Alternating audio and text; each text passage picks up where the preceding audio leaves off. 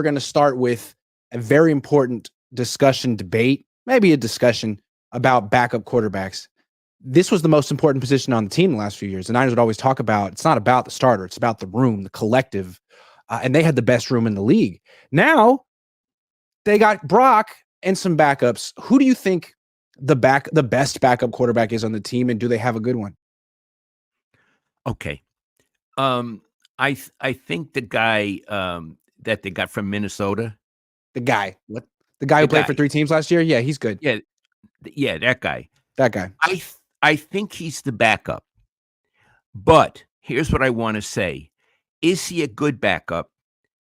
Dobbs, is he a good backup? For a game or two. He's not a kind of quarterback, if Purdy goes down, who could play 8 games. It wouldn't work out. I think really there's something behind this question. They didn't know what to do with Trey Lance. Right. They could have kept him. They could have. Let's just go through this alternate universe. If they had kept him, he would be clearly the number 2 quarterback right now. I don't think he would compete with Brock Purdy because Brock Purdy is further along and is probably better. So there's no argument. But I think he would have been a very intriguing backup. And he would have posed problems for other teams that Purdy doesn't. I think he's probably a better quarterback than Joshua Dobbs. I could be wrong. This is just my surmise. So I think what's behind this question, last year, the whole topic was who's the backup quarterback? And there was significant competition between Purdy and Trey Lance, and everybody was involved. Everybody was involved in that. And also Sam Darnold. I mean, there was a whole big mix. Now it's not a discussion at all. And I think one of the reasons it's not a discussion, Brock Purdy has proved himself, but the other guys are not that good. So there's nothing to debate. Right. And Brock Purdy stayed healthy for an entire year. So what's the point of a backup anymore? They don't have an issue with injuries anymore. I mean, it's not Brock's issue, but it's the Niners pattern. They've had an issue keeping quarterbacks healthy. And that's why they were in the backup quarterback business. Remember, 2 years ago, they went through 4. They were down to Josh Johnson in the NFC Championship game. So let's go back to the competition they had. It was such an important position, backup quarterback. They had a competition to determine who the best one was. And they led us to believe that Trey Lance was the worst than Brandon Allen, worse than Sam Darnold. I was there. I watched it. I think he was as good as them or better. I mean, Brandon Allen wasn't good. Sam Darnold wasn't good. So it seems like the real reason they got rid of him is because they thought he was a distraction. It's like the Tim Tebow thing, right? We can't have Tim Tebow on our team because he'll attract too much media and there'll be too much discussion about him as opposed to the rest of the team when that's not what we want. But it's not like Trey Lance got benched or his play forced him out of town. No, he was a good player. Now, look, I understand wanting to avoid a distraction. Of course, Colin Kaepernick was a distraction that really hurt the team, all of his political stuff. Trey Lance was not a distraction in and of himself. He was very quiet. He didn't put any emphasis on himself. I think, Iggy, they could have worked around it. I do. I think they could have worked around it. I think they made a hasty mistake in getting rid of him so fast. But here's where I'd like to move, because that's the background, but it's history. Here's what I'd like to give you an exercise. We both agree that Joshua Dobbs is the number 2 quarterback, and he would be sufficient for a couple of games. The number 3 guy is Allen. Mm-hmm.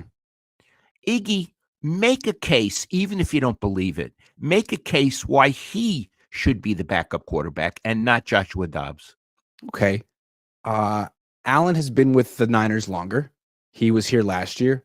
He knows their system, and that's key for the 49ers. You got to be able to know Kyle Shanahan's system. And he's not as mobile as Joshua Dobbs, but he does have more accuracy. He has a better arm.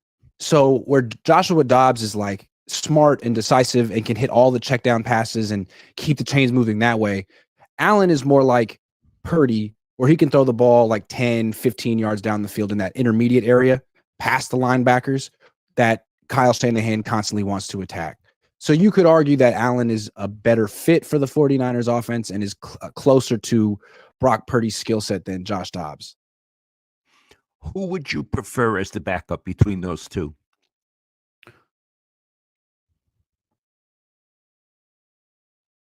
I mean, that's just all things I've seen in practice. In games, Brandon Allen hasn't played in a few years.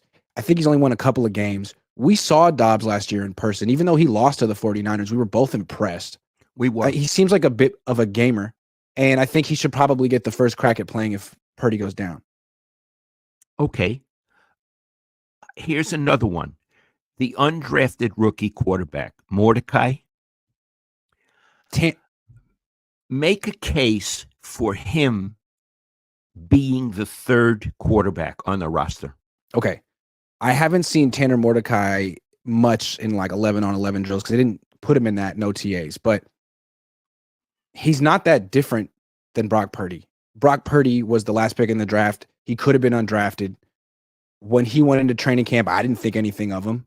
So the Niners have history turning a player that no one else wants into a great fit for them at quarterback. The last time they did it, they ended up with Brock Purdy. This is the next attempt. And he's kind of similar, about the same build, same athleticism. Maybe they deserve some benefit of the doubt. Maybe they can do it twice. Let's see what he's got. And it's not like Josh Dobbs, who's 29, and Brandon Allen, who's 32. Like, these are guys who have no potential. This guy may have potential and maybe as good as those two backups right now. Do you think he'll end up on the practice squad, or will they cut him? I think he'll end up on the practice squad. And if he plays well, he'll end up on the 53-man roster like Purdy did. That's what I'm thinking. But it's hard to get a read on him because you really haven't seen him do very much, right? I haven't seen anything yet, but we will see something in training camp. And we'll see maybe we'll see a little more in preseason as well. Like, Brock Purdy won't play much in the preseason. He's not competing. He's kind of established. So we'll see Dobbs and Allen. Maybe we'll see Mordecai if he's been playing well in practice. And if he plays well in the preseason and teams get a look at him, then he'll be in demand and the Niners will keep him. Yeah, I applaud them for taking him. I do. I think they needed a quarterback. Didn't have to happen high in the draft. Didn't happen with Purdy. I think they did. We don't know for sure, but I think it was a good move for them. Yeah, they needed to bring in a veteran. They did that in Joshua Dobbs. But they also needed to follow the blueprint that led them to Brock Purdy. Right. And this is a similar blueprint. So let's see if it works out twice. I mean, Brian Griese, maybe he knows exactly what the Niners need at quarterback. This is the next chance. Okay. So we applaud that. And we say backup quarterback is not a sexy topic this July as it was last July. But it's a pertinent topic, and it's interesting to contemplate with all the emotion stripped of it. Yeah, it's not a sexy topic until the starting quarterback goes down. Then it's the topic. Yeah, that's interesting. If Purdy goes down, and there is no guarantee that he's going to play all 17 games, it's kind of unusual. I'm not knocking anybody, but then whoever number 2 is, probably Joshua Dobbs, becomes very important. Right, and you're thinking this team is so loaded that it should be able to win maybe for a month or two, even with a backup quarterback. I don't know if that's the case with Dobbs or Allen. It may need to be Mordecai. It's a good name. Mordecai. It's from the Bible. It's from the Bible. It's a good book. Bestseller.